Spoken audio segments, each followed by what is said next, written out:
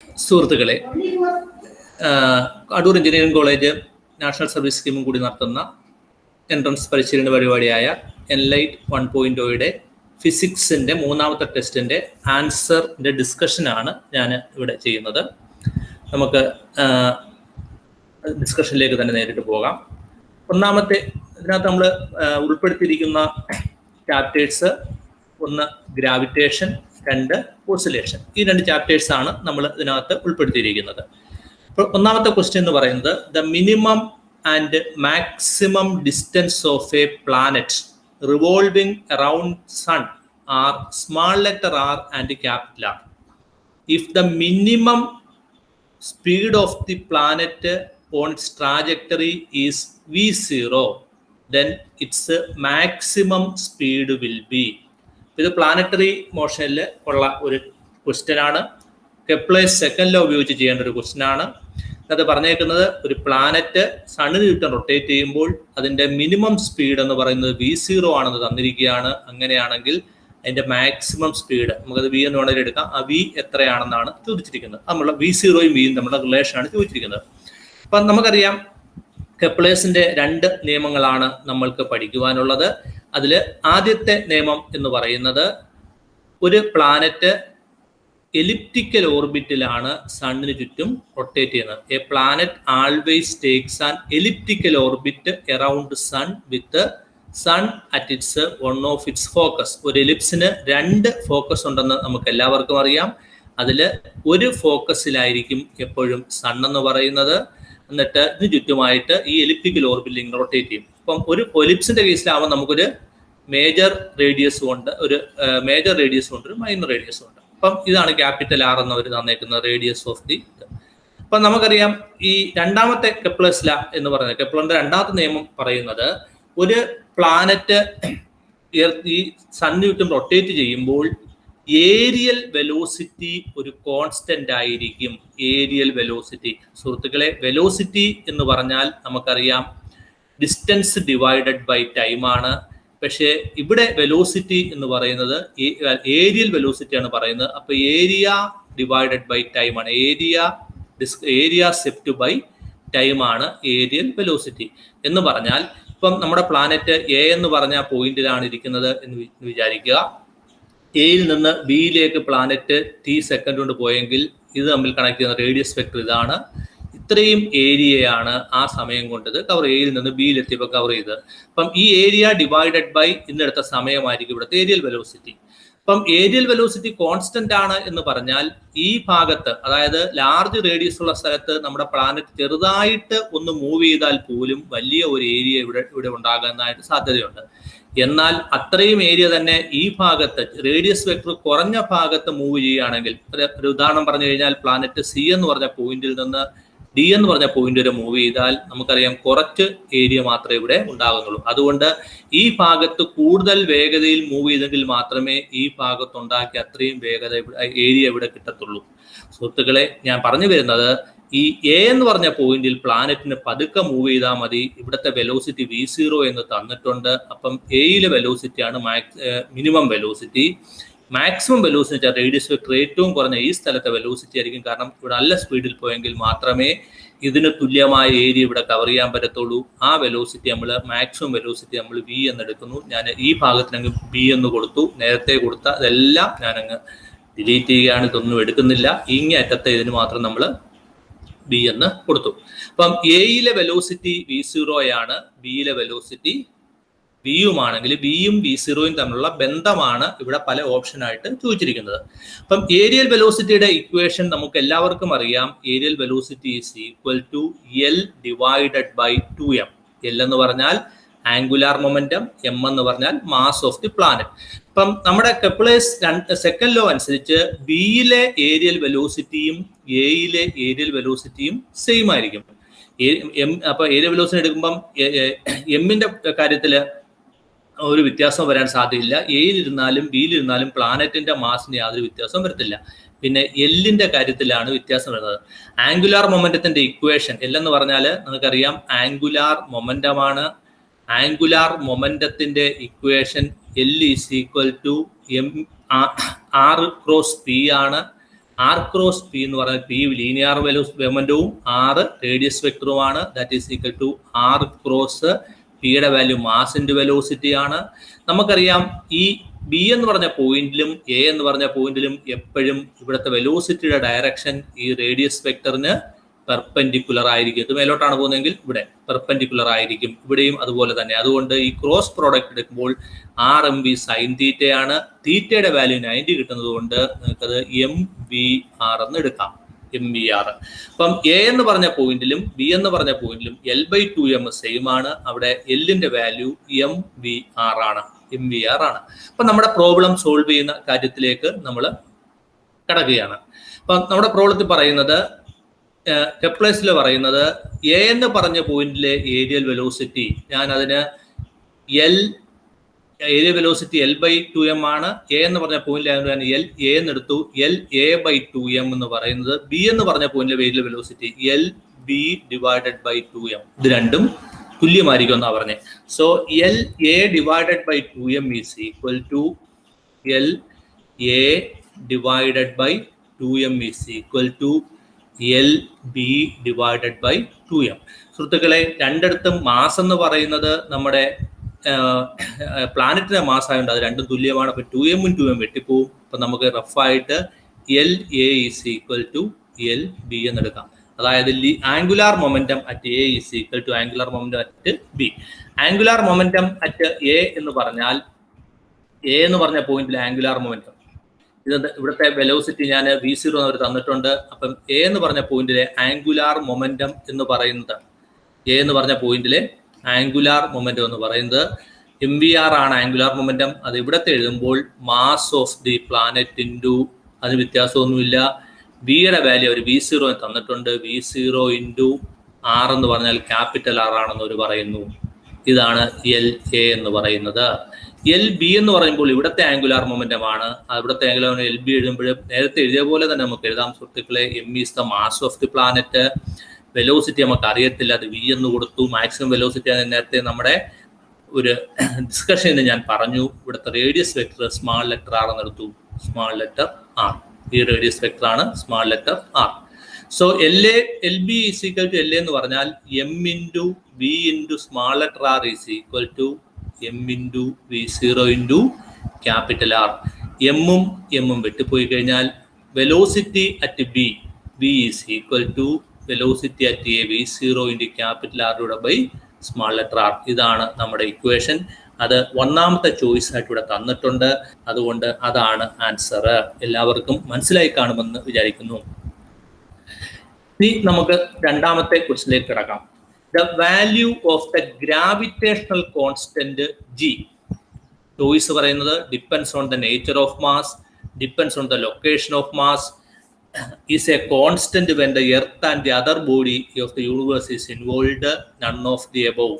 നിങ്ങൾക്കറിയാം, നമ്മൾ രണ്ട് ജിയെ കുറിച്ചാണ് പഠിക്കുന്നത്. ഒന്ന് ക്യാപിറ്റൽ ജി, അതിന് പറഞ്ഞ പേര് യൂണിവേഴ്സൽ ഗ്രാവിറ്റേഷണൽ കോൺസ്റ്റന്റ് എന്നാണ്. Universal gravitational constant. അതുപോലെ തന്നെ നിങ്ങൾ വേറൊരു ജിയും കൂടെ പഠിക്കും. അതേതാണ്? അതെന്ന് പറയുന്നത് സ്മാൾ ലെറ്റർ ജി ആണ്. അത് ആക്സിലറേഷൻ ഡ്യൂ ടു ഗ്രാവിറ്റി ആണ്. ആക്സിലറേഷൻ ഡ്യൂ ടു ഗ്രാവിറ്റി ആണ്. അത് സ്മാൾ ലെറ്റർ ജി. എർത്തിന്റെ സർഫസിൽ ഇതിന്റെ value 9.8 metre per second square ആണ്. അപ്പൊ ഇതൊരു acceleration metre per second square വരുന്നുണ്ട്. ആ ജിയുടെ വാല്യൂ എർത്തിന്റെ സർഫസിൽ എല്ലായിടത്തും ഒരുപോലെ അല്ല എന്നൊക്കെ നമ്മൾ പഠിച്ചിട്ടുണ്ട്. അതിന്റെ പോളിലുള്ള വാല്യൂ അല്ല ഇക്വേറ്ററിന്റെ വാല്യൂ. പോൾ ടിക്കറ്റിലേക്ക് പോകുന്നതോറും ജിയുടെ വാല്യൂ വ്യത്യാസം വരും. അതിന്റെ റിലേഷൻസും ഒക്കെ നമ്മൾ വേറൊരു ക്വസ്റ്റിനകത്ത് വരുന്നുണ്ട്. അപ്പം നമുക്ക് ഇവിടുത്തെ ഇതാണ് ജിയുടെ വാല്യൂയെ കുറിച്ച് പറയുകയാണെങ്കിൽ ഇതിനകത്ത് പേരിൽ തന്നെ ഉണ്ട്, it is A universal constant. Universal എന്ന് വെച്ചാൽ പ്രപഞ്ചം മുഴുവനും ഒരേ വാല്യൂ ആണ്, ഒരു വ്യത്യാസവുമില്ല. അപ്പോൾ നമ്മുടെ ചോയ്സ് നോക്കുമ്പോൾ ഡിപ്പെൻഡ്സ് ഓൺ ദ മാസ്, അതല്ല എന്ന് ആദ്യമേ ഉറപ്പിക്കാം. Depends on the location of mass, പ്രപഞ്ചത്തിൽ എവിടെയാണെങ്കിലും ജിക്ക് വ്യത്യാസമില്ല, അതും അല്ല എന്ന് ഉറപ്പിക്കാം. Is A constant when earth and the other body of in the universe R involved. ഇത് ഇതായിരിക്കും കറക്റ്റ് ആൻസർ എന്നൊരു തോന്നൽ നിങ്ങൾക്ക് വരും. പക്ഷെ ഇത് കറക്റ്റ് ആൻസർ അല്ല. എന്തുകൊണ്ടാന്ന് ചോദിച്ചു കഴിഞ്ഞാൽ ഇതിനകത്ത് സ്പെസിഫിക് ആയിട്ട് പറയുന്നത് എർത്തും വേറെ ഏതെങ്കിലും ഒരു ബോഡിയുമായിട്ടുള്ളതാണെങ്കിലേ കോൺസ്റ്റന്റ് എന്നാണ് പറയുന്നത്. എർത്ത് എന്ന് പറഞ്ഞുകൊണ്ട് അങ്ങനെയല്ല, ഏത് രണ്ട് ഓബ്ജക്ട്സ് തമ്മിലുള്ള ഫോഴ്സ് ഓഫ് അട്രാക്ഷൻ എടുത്താലും ജിയുടെ വാല്യൂ കോൺസ്റ്റന്റ് ആണ്. അപ്പൊ അതും കറക്റ്റ് അല്ല.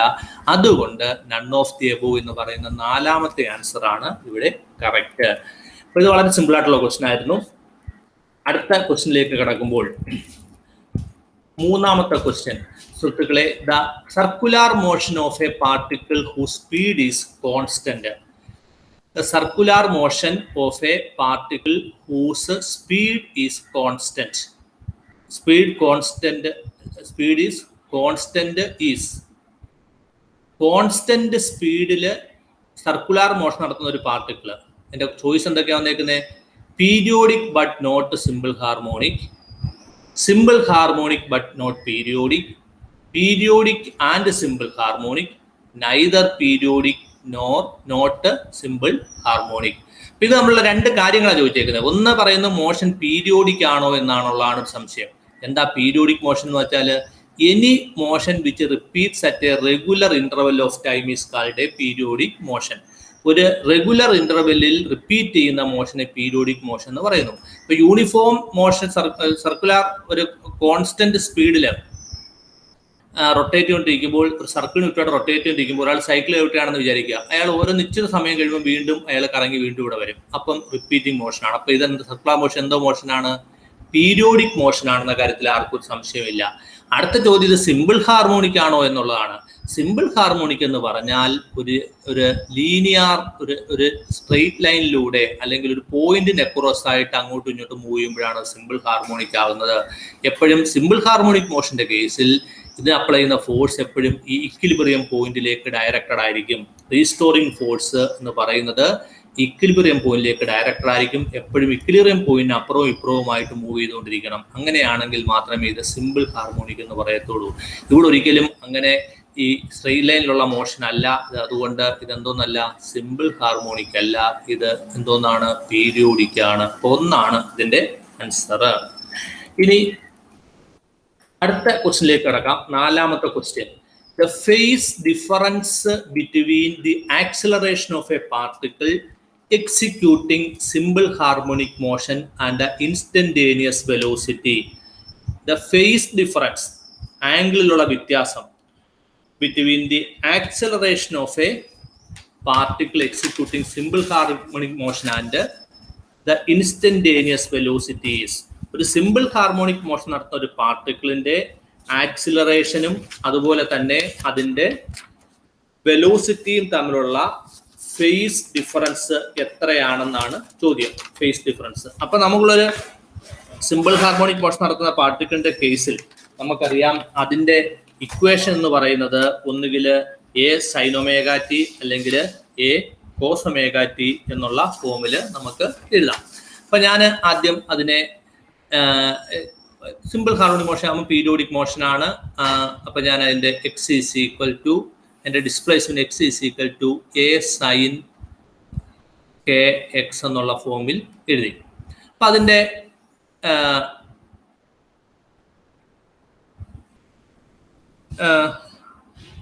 അല്ലെങ്കിൽ എ സൈൻ ഒമേഗ ടി എന്നുള്ള ഫോമിൽ എഴുതി.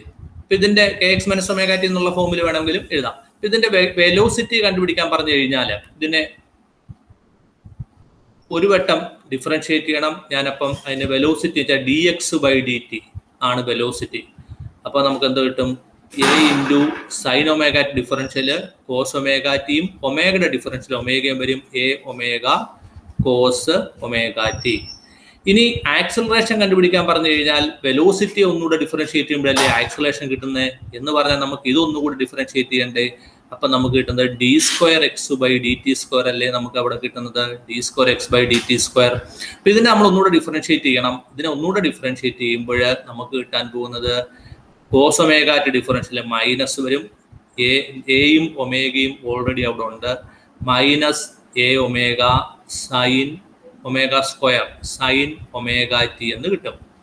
ഓക്കെ, വെലോസിറ്റി കോസ് ഒമേഗ ടിയും ഇത് സൈൻ ഒമേഗ ടിയുമാണ്.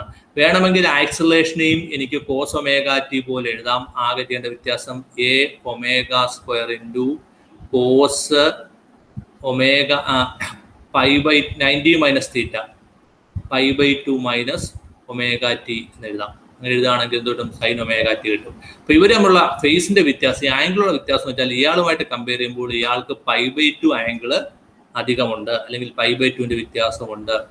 അതുകൊണ്ട് അതിൻ്റെ ആൻസർ എന്ന് പറയുന്നത് പൈ ബൈ 2 ആണ്. പൈ ബൈ 2 എന്ന് പറയുന്നതിന് വരെ അവർ 0.5 എന്നാണ് പറഞ്ഞിരിക്കുന്നത്. That is actually equal to pi by 2. അപ്പോൾ ഇതാണ് അതിൻ്റെ ആൻസർ. ഇനി നമ്മൾ അഞ്ചാമത്തെ ക്വസ്റ്റ്യന്റെ ആൻസറിലേക്ക് കടക്കുകയാണ്.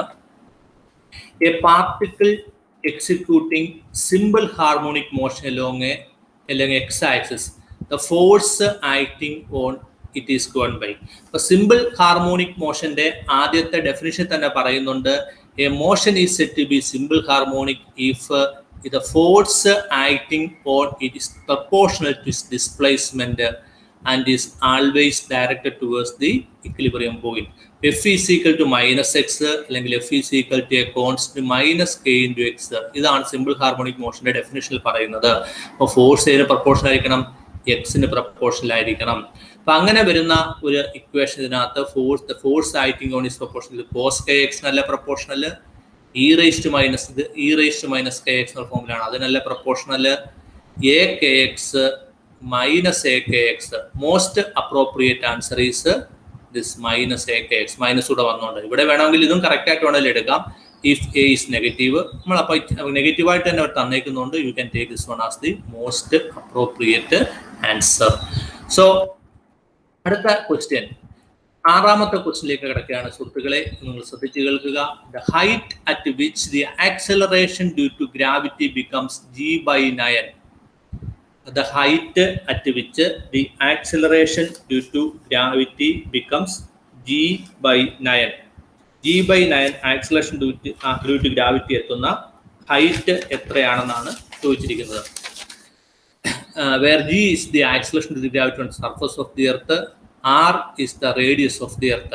അപ്പൊ നമ്മൾ എർത്തിന്റെ സർഫസിലാണെങ്കിൽ ജിയുടെ വാല്യൂ നമ്മൾ കോൺസ്റ്റന്റ് എടുക്കും. ഇനി എർത്തിന്റെ റേഡിയസുമായിട്ടാണ്ട് 5400 കിലോമീറ്റർ, അത് അത്രയും ഹൈറ്റ് റേഡിയസ് ഉണ്ടായതുകൊണ്ട് ഇതിനേക്കാളും ഈ ഡിസ്റ്റൻസിനെക്കാളും വളരെ കമ്പയറബിൾ ഡിസ്റ്റൻസിന്റെ ഹൈറ്റിലേക്ക് ഒരു ഓബ്ജക്റ്റ് വെച്ച് കഴിഞ്ഞാൽ ജിയുടെ വാല്യൂ വ്യത്യാസം വരും. അവിടെ നമ്മൾ എച്ച് ഹൈറ്റ് മുകളിലാണെങ്കിൽ ജി ഡാഷ്, ഈ എച്ചിന്റെ വാല്യൂ, ഈ ഹൈറ്റിന്റെ വാല്യൂ നമുക്ക് ഇതുമായിട്ട് വളരെ ചെറുതാണെങ്കിൽ നമ്മൾ ഇത് അവോയ്ഡ് ചെയ്തിട്ട് ജി എന്ന് പറഞ്ഞെടുക്കും. പക്ഷേ 1000 കിലോമീറ്റർ മുകളിലാണെങ്കിൽ ജിയുടെ വാല്യൂ വ്യത്യാസം വന്നു. അപ്പം അങ്ങനെയാണെങ്കിൽ എർത്തിന്റെ സർഫസിൽ നിന്നും എച്ച് ഹൈറ്റിന് മുകളിൽ നിൽക്കുന്ന ഒരു ഓബ്ജക്റ്റ് ഉണ്ടെങ്കിൽ അതിന്റെ ആക്സിലറേഷൻ ഡ്യൂ ടു ഗ്രാവിറ്റിയുടെ equation g dash is equal to ഇതൊക്കെ നിങ്ങൾ പഠിച്ചിട്ടുള്ളതാണ്. g dash is equal to g into r divided by r plus h the whole square. g dash is equal to g into r divided by r plus h the whole square.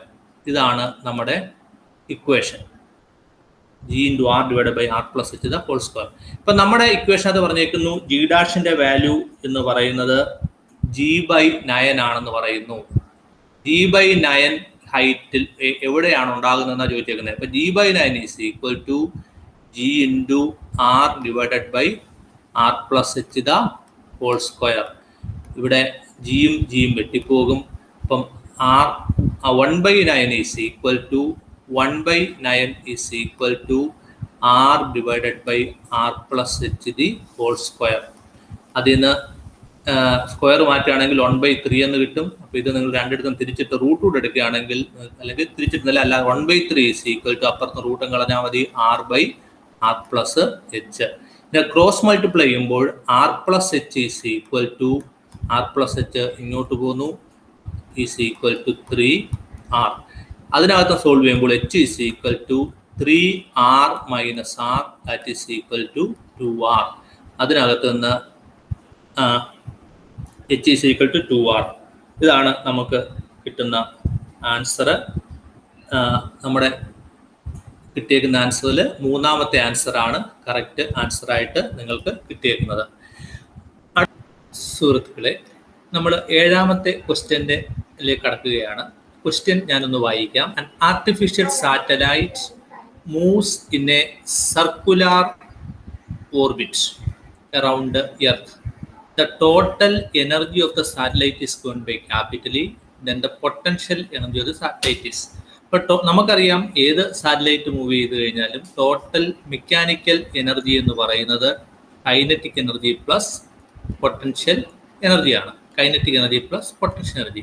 ഒരു സാറ്റലൈറ്റിന്റെ കേസിൽ potential എനർജിയുടെ equation എല്ലാവർക്കും അറിയാവുന്ന equation, that is equal to minus G into capital M into small M divided by capital R.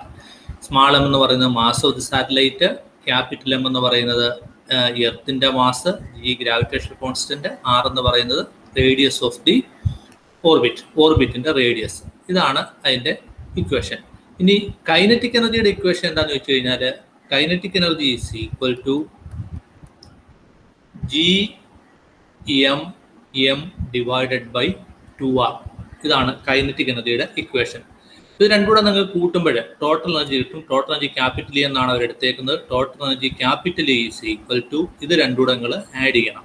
Add ചെയ്യുമ്പോൾ നിങ്ങൾക്കറിയാം ഇവിടെ minus sine ഉണ്ട്, G M M by R രണ്ടും കോമൺ ആണ്. അപ്പോൾ ആഡ് ചെയ്യുമ്പോഴത്തേക്കും കൈനറ്റിക് എനർജി പ്ലസ് പൊട്ടൻഷ്യൽ എടുക്കുമ്പോൾ kinetic energy plus potential energy നമ്മൾ എടുക്കുമ്പോൾ നമുക്ക് കോമൺ ആയിട്ടുള്ള ഞാൻ ഒരുമിച്ചെടുത്തു. ബാക്കിയുള്ളത് കൈനറ്റിക് എനർജിയിൽ 1/2 ഉണ്ട്, പൊട്ടൻഷ്യൽ എനർജിയിൽ -1 ഉണ്ട്.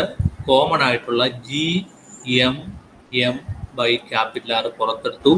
That is total energy capital E is equal to 1/2 നിന്ന് 1 കുറച്ചാൽ -1/2 minus G M M by 2r. G M M by 2r. അപ്പം നമ്മൾ കൈനറ്റിക് ടോട്ടൽ എനർജിയും പൊട്ടൻഷ്യൽ എനർജി, ഇതാണ് പൊട്ടൻഷ്യൽ എനർജി, ഇതും ടോട്ടൽ എനർജിയുടെ കമ്പയർ ചെയ്യാന്നുണ്ടെങ്കിൽ പൊട്ടൻഷ്യൽ എനർജി എന്ന് പറഞ്ഞാൽ നമ്മൾ മുകളിൽ കണ്ടുവച്ചിട്ടുണ്ട്. That is equal to minus G M M divided by R ആണ്. ഇതിന്റെ പകുതിയേ ഉള്ളൂ ടോട്ടൽ എനർജി. അതായത് ടോട്ടൽ എനർജിയുടെ ഇരട്ടിയാണ് എന്തോന്ന് പറയുന്നത് പൊട്ടൻഷ്യൽ എനർജി. ഈ രണ്ട് ഇക്വേഷനോടെ കമ്പയർ ചെയ്യണം. ഇതിന്റെ താഴെ ഒരു 2 കൊണ്ട് ഡിവൈഡ് ചെയ്യുമ്പോഴാണ് ടോട്ടൽ എനർജി കിട്ടുന്നത്. ടോട്ടൽ എന്നുള്ളൂ ആ ക്വസ്റ്റ്യൻ ആൻസർ. നമ്മൾ അടുത്ത ഇതിനകത്തേക്ക് പോകുന്നു. അടുത്ത ഇതിനകത്ത് പറയുന്നത് ക്വസ്റ്റ്യൻ നമുക്കൊന്ന് വായിക്കാം. The radius of the earth is 6400 kilometer. എർത്തിന്റെ radius വന്നിട്ടുണ്ട്. G acceleration due to gravity is 10 meter per second square. In order that a body of mass 5 kilogram weighs 0 at the equator, the angular speed of the earth is. ഒരു ഇക്വേറ്ററിൽ weightlessness അനുഭവപ്പെടുവാൻ, ഇക്വേറ്ററിൽ wait 0 ആയിട്ട് അനുഭവപ്പെടണമെങ്കിൽ ആ ഓബ്ജക്റ്റിന്റെ angular സ്പീഡിന്റെ equation, readymade equation എല്ലാവരും കാണാതിരിക്കുന്നതാണ്. That is the expression for the 0 weight at angular speed. That is omega is equal to root of G divided by capital R. R is the radius of the earth, G is the acceleration due to gravity. So angular speed omega is equal to square root of ജിയുടെ value 10. R എന്ന് പറയുന്ന അവർ തന്നിട്ടുണ്ട്. 6400 kilometre ആണ്. നമുക്ക് എന്തോ ആയിട്ട് മാറ്റണം, അതിനെ മീറ്റർ ആയിട്ട് മാറ്റണം. Then you will get 6400 into 10 raised to 3. That is omega is equal to root of 1 by ഇത് ഓരോ 0 നിങ്ങൾക്ക് ഇവിടെ വെട്ടിക്കളയാം. 640 into 10 raised to 3. നിങ്ങൾക്ക് എങ്ങനെ എഴുതാം? ഒമേഗ സൊല്യൂഷനൊക്കെ നിങ്ങൾക്ക് അറിയാം, നല്ല ജസ്റ്റ് പറഞ്ഞോളൂ. That is equal to 1 by root of 64 into 10 raised to 4. 64ന്റെ റൂട്ട് എന്ന് പറയുന്നത് 8ഉം 10 raised to 4ന്റെ root 10 raised to 2. That is 1 by 800. Unit SI unit ആണ്, റാഡ് പെർ സെക്കൻഡ് ആണ് angular velocity unit. So you have this equation. Answer എന്ന് പറയാൻ മൂന്നാമത്തെയാണ് നമുക്ക് ആൻസർ ആയിട്ട് കിട്ടുന്നത്. എളുപ്പത്തിൽ ചെയ്യാവുന്നതാണ്. ഈ ഇക്വേഷൻ നിങ്ങൾ ബൈ ഹാർട്ട് ചെയ്ത് വെച്ചേക്കണം. ദ വെയിറ്റ് സിമ്പിൾ ഇക്വേഷൻ ആണ്. ചിലപ്പോൾ ഭാഗ്യത്തിനൊരു ക്വസ്റ്റ്യൻ കിട്ടിയേക്കാം. അപ്പം the equation for the 0 weight at the equator root of G by R, അത് നിങ്ങൾ ഒന്ന് ഓർത്ത് വെച്ചോണം. ഇനി 9ാമത്തെ ക്വസ്റ്റ്യനിലേക്ക് കിടക്കുകയാണ് സുഹൃത്തുക്കളെ. ഞാനൊന്ന് വായിക്കാം. The maximum and minimum distance of a comet from the sun are 8 into 10 raised 12 and 1.6 into 10 raised 12 meter. If its velocity when nearest to the sun is 60 meter per second, what will be the velocity at the farthest distance? ഇപ്പോൾ നേരത്തെ പറഞ്ഞ case തന്നെയാണ്. ഒരു comet ആണ് ഇവിടെ move ചെയ്യുന്നേ ഉള്ളൂ. Sun ഒരു ഓർബിറ്റിലാണ്. ഇവിടെ ആയിരിക്കും മിനിമം വെലോസിറ്റി. അതെന്ന് പറയുന്നത് if it's velocity nearest to the sun, അതായത് ഈ പോയിന്റിൽ മാക്സിമം വെലോസിറ്റി ആണ്. അത് ഞാൻ വി എന്നെടുത്തു. അതെന്ന് പറയുന്നത് അവർ തന്നേക്കുന്നത് 60 മീറ്റർ പെർ സെക്കൻഡ് ആണെങ്കിൽ what is the velocity at the farthest point? ഇവിടുത്തെ വെലോസിറ്റി എന്താണെന്നാണ് ചോദിച്ചേക്കുന്നത്. V dash എത്രയാണെന്നാണ് ചോദിച്ചേക്കുന്നത്. അപ്പം നേരത്തെ പറഞ്ഞ പോലെ തന്നെ ഏരിയൽ വെലോസിറ്റി കോൺസ്റ്റന്റ് എന്നുള്ള ആ ഒരു കൺസെപ്റ്റ് എടുക്കുമ്പോൾ L/2m, ഇവിടുത്തെ L/2m ഇവിടുത്തെ L/2m സെയിം ആണ്. ഫസ്റ്റ് നമ്മൾ എനിക്ക് സെക്കൻഡ് ക്വസ്റ്റിലാണ്. ഫസ്റ്റ് ക്വസ്റ്റിൽ പറഞ്ഞ പോലെ ഇവിടെയും നമുക്ക് ആംഗുലാർ ഈ രണ്ട് പോയിന്റിലും ആംഗുലാർ മൊമെന്റം എൽ അറ്റ് ഞാൻ ഈ പോയിന്റിന് എ എന്ന് കൊടുക്കുന്നു, ഈ പോയിന്റിന് ബി എന്ന് കൊടുക്കുന്നു, ഈ പോയിന്റിന് എ എന്ന് കൊടുക്കുന്നു, ഈ പോയിന്റിന് ബി എന്ന് കൊടുക്കുന്നു. L angular momentum at A will be equal to angular momentum at B. നേരത്തെ നമ്മൾ ചെയ്ത ഏരിയൽ വെലോസിറ്റി കോൺസ്റ്റന്റ് എന്നുള്ള കൺസെപ്റ്റിൽ നിന്നാണ് ഇത് ചെയ്യുന്നത്. എയിലെ ആംഗുലാർ മൊമെന്റത്തിന്റെ equation mass of the comet into velocity of the comet into radius R. ഞാൻ സ്മാൾ ലെറ്റർ ആർ എന്ന് കൊടുത്തു, ഇത് ഞാൻ ക്യാപിറ്റൽ ആർ എന്ന് കൊടുക്കുന്നു. അപ്പുറത്തെ ഇതിൻ്റെ ആ കേസ് എടുക്കുമ്പോൾ mass of the comet into ഞാൻ വെലോസിറ്റി വി ഡാഷ് എന്നെടുത്തു, radius capital R. M V into small letter R is equal to M V into capital R. എമ്മും വെട്ടിപ്പോവും. നമ്മൾ കണ്ടുപിടിക്കേണ്ടത് വി ഡാഷ് ആണ്, ബിയിലെ വെലോസിറ്റി ആണ്. V dash is equal to V into small letter R by capital R. P അവർ തന്നിട്ടുണ്ട്. Velocity of the nearest point 60 metre per second. So 60 into small letter r, radius the nearest point, that is 1.6 into 10 raised to minus 12, that is 1.6 into 10 to the power minus 12, sorry plus 12, 10 to the power plus 12 divided by capital R എന്ന് പറയുന്നത് 8 into 10 raised to 12. 10 raised to 12 10 raised to 12 ഒക്കെ വെട്ടിപ്പോകും. ഇത് solve ചെയ്യുമ്പോൾ U will get the equation. നിങ്ങൾക്ക് അതിൻ്റെ answer ആയിട്ട് കിട്ടാൻ പോകുന്ന 12 എന്ന് നിങ്ങൾക്ക് ഇതിൻ്റെ ആൻസർ കിട്ടും. നമ്മൾ ആദ്യം ചെയ്ത പ്രോബ്ലത്തിൻ്റെ സെയിം പ്രോബ്ലമാണ്. ഇവിടെ നമ്മൾ ഒരു കോമറ്റ് ആണ് ഇവിടെ റിഫ്ലക്ട് ചെയ്യുന്നതായിട്ട് നമ്മൾ അസ്യൂം ചെയ്തേക്കുന്നത്. ആദ്യം ചെയ്ത പ്രോബ്ലത്തിൽ നമ്മൾ സാറ്റലൈറ്റിൻ്റെ കാര്യമാണ് പറഞ്ഞതെന്നാണ് എൻ്റെ ഓർമ്മ. സുഹൃത്തുക്കളെ, നമ്മൾ അവസാനത്തെ ക്വസ്റ്റ്യനിലേക്ക് കടക്കുകയാണ്. സിമ്പിൾ ക്വസ്റ്റ്യൻ ആണ്. The angular momentum of a planet of mass m moving around the sun in an elliptical orbit is L. Then the magnitude of the aerial velocity. Aerial velocity equation എന്ന് പറഞ്ഞാൽ L/2m ആണ്. By heart ചെയ്ത് വയ്ക്കണം. ഒന്നോ രണ്ടോ questions ചിലപ്പോൾ നിങ്ങൾക്ക് ഇത് വെച്ച് കേൾക്കും. Areal velocity is equal to L divided by 2m.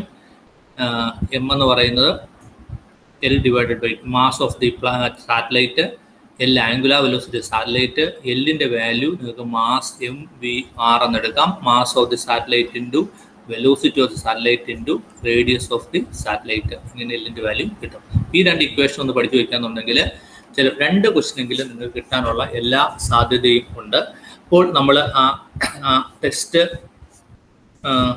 3യുടെ എല്ലാ കാര്യങ്ങളും നമ്മൾ കവർ ചെയ്തു. നിങ്ങൾക്ക് മനസ്സിലായി കാണുമെന്ന് വിശ്വസിക്കുന്നു. തീർച്ചയായിട്ടും നിങ്ങൾ ഇത് പഠിക്കുക, നല്ലപോലെ പ്രിപ്പയർ ചെയ്യുക, നല്ല രീതിയിൽ എക്സാമിന് അറ്റൻഡ് ചെയ്യുക. എല്ലാവർക്കും നന്ദി.